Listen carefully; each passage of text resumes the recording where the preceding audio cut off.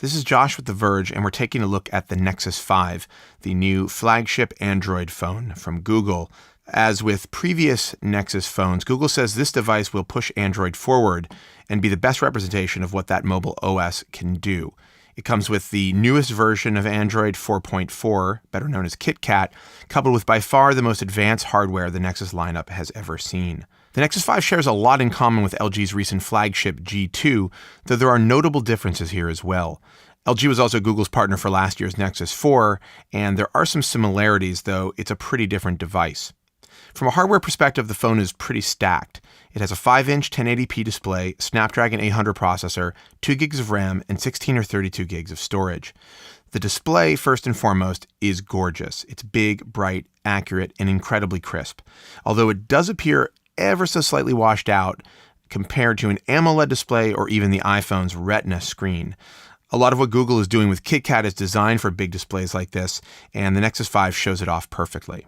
The body around the display is nice too, but it's not exactly what I'd call eye-catching. It comes in black or white. I prefer the softer, cleaner matte black version, and it's mostly just a rectangle. It's got curved sides and a more angled top and bottom, and fits really nicely in your hand as long as you have a big hand, but it does feel better than a lot of 5-inch phones, although it is pretty big. Coming from the Moto X or the iPhone, it'll be a noticeable change. The phone is surprisingly light, though, just 130 grams and impressively thin at 8.6 millimeters. It's made of plastic, but it still feels pretty good. I wouldn't say it's machined beautifully like an iPhone 5S or the Lumia 925, but it isn't that cheap plastic of the G2 or the Galaxy S4. Also, thankfully, it doesn't have the problems of the Nexus 4, namely the glass back, which broke really easily and was extremely slippery on flat surfaces. Google really picked its spots when it came to making design choices that you'd notice. For instance, the big ring around the camera lens and the white speaker grille on the otherwise black front of the white model. Those details, plus the carved Nexus logo on the back, are really the only indications that this is something other than a standard slab smartphone. Personally, I like the clean lines and the simple design, but it would have been nice to see a little more creativity, though maybe the do-it-yourself Moto X colors and Apple's gold iPhone have spoiled me. The design's real purpose, though, is just to get out of the way, to show off KitKat, the latest version of Android. It may just be a point update, but there's actually a lot going on. Some of the aesthetic changes really have to do with Android looking good and working well on big-screen, high-res phones. There's also a new condensed version of the Roboto font that's used system-wide, which looks really nice. Icons seem a little bit bigger and cleaner in the new OS, and everything has been tweaked or polished a little bit to get more out of those large displays. Also, nearly all of the Tron influences we first saw in Android 3.0 have been excised, and what remains and is new actually seems to have more in common with recent efforts from HTC on the One than it does with previous versions of Android 4.0. Things have been lightened, tightened, and flattened in all the right places, making this latest incarnation of the ever-evolving software feel really fresh. And it's not just cosmetic. Google Search is all over KitKat, more than ever. Google Now is a left swipe away from your home screen as opposed to the gesture that had brought it up before, and all you have to say is OK Google to start doing a search when you're on the home screen. The voice-activated features aren't nearly as powerful or useful as the Moto X, but they're a nice touch here, and they're definitely an improvement to what you could do with Android before this version. You can now search keywords right within the dialer of the phone, which is sort of like having a phone book in your phone book. It's pretty handy. There's a new unified file picker, and there's a unified way to print from your phone or even control your TV. Android is tighter, simpler, and more unified everywhere. And though the general UI hasn't changed dramatically, the visual tweaks and functional additions continue Android down a really smart path. The new Hangouts could be viewed as the flagship feature of KitKat. It now integrates SMS, and it's the default messaging app for Android, which means you can send text, instant messages, voice calls, and video calls all from the same place. It's a great idea, but a really clunky execution. If you're talking to someone via Hangouts and then you text them via SMS, it starts an entirely new separate conversation.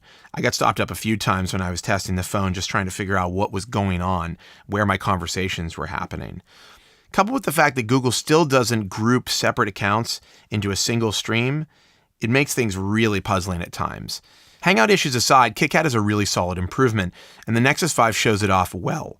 KitKat's also designed to be used on lower memory devices, but that's not exactly a problem here. With the Snapdragon 800 and 2 gigs of RAM, the phone screams. It plays heavy games well, opens and closes and switches between apps with no lag. And while there are still some minor scrolling issues when you're trying to tear through a long page, particularly in Chrome, that seems more to do with buffering than it does actual graphics performance.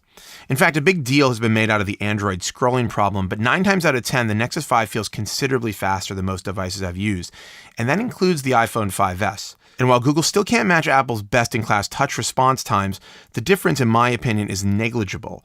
All of the software improvements, coupled with the strong hardware of the Nexus 5, make it a really fun phone to play with.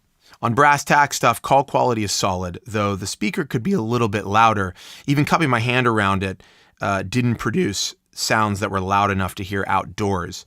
I think it needs to be pointed out that data is massively improved on this phone over the Nexus 4 thanks to the merciful addition of LTE out of the box for AT&T, T-Mobile, and Sprint here in the US. Google wanted to make a phone that shows off Android, and I think it succeeded. But in doing so, it may have overlooked two of the biggest requirements of making a truly great smartphone, namely a good camera and consistent battery life. During my time testing the Nexus 5, battery life was all over the place. The first couple of days I used it, I only saw 8 or 9 hours before I had to put it back on a charger. The following days, it got better, 10 and even 16 on one day, but those are pretty inconsistent numbers. And then there's the camera, which was a problem with the Nexus 4 and is a problem again here. Now, it seems to me that the 8-megapixel shooter is capable of taking really beautiful pictures in the perfect setting, but in so many settings, it's a huge step down from something like an iPhone 5S, a Lumia 1020, or even the Moto X.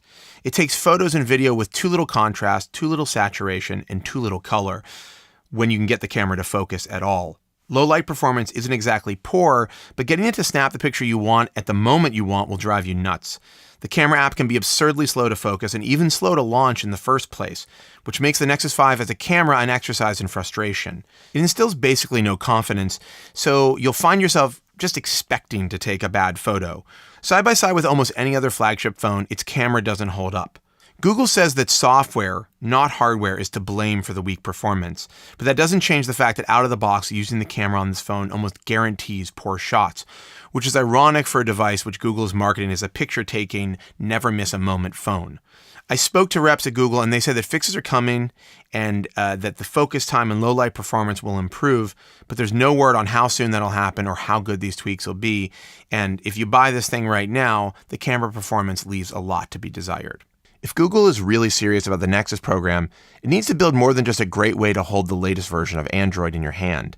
It needs to build the best all-around smartphone, one that actually competes for the hearts and minds of customers who would otherwise buy an iPhone or a Galaxy S4.